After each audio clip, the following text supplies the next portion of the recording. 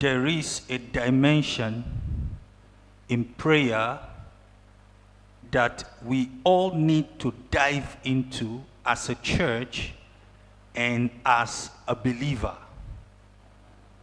This dimension is a dimension where you pray beyond yourself. It's a dimension where you don't pray about your needs. You don't pray about yourself. You pray about two group of people. The first is the unborn. Because when we send prayer ahead of the next generation, then there is future for the unborn. The only thing we can do, spiritually speaking, to secure the future of the unborn is to send prayer ahead of them. When we realize that the destiny of the unborn is anchored on our prayer life, we would not always come to the place of prayer with our needs. In Ezekiel chapter 22, the Bible says, "And I sought a man among them." God is always looking for somebody that will stand in the gap for the unborn generation.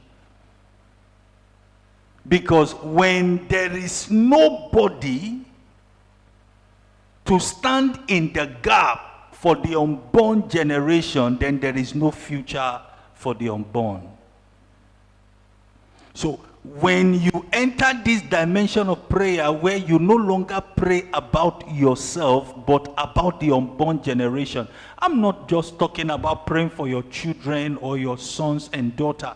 I'm talking about praying for the unborn, the generation to come.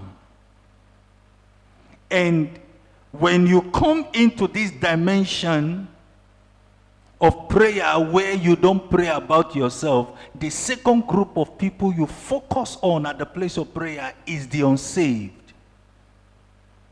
The unsaved are the heartbeat of God. In Matthew chapter 9, verse 37 and 38, Jesus said to his disciples, "The harvest truly is plenteous, but the laborers are few. Pray ye therefore the Lord of the harvest that he will send laborers into his harvest." God is looking for people that will tarry at the place of prayer, not with their needs, but with the needs of the Father. Praying in the morning, praying in the noon, praying in the night, praying in the midnight, that Lord, send forth laborers into your harvest. Because he is the Lord of the harvest. When we grow out of praying for ourselves and we start praying for these two group of people, the generation unborn and the unsaved, then we are ready for what God has for us. And you must understand that the things we are enjoying today is as a result of what the previous generation did, the sacrifice they made. For the next generation to enjoy what God has for them, we have to pave the way for them at the place of prayer by securing their future. The world we live in today has no guarantee, has no weight.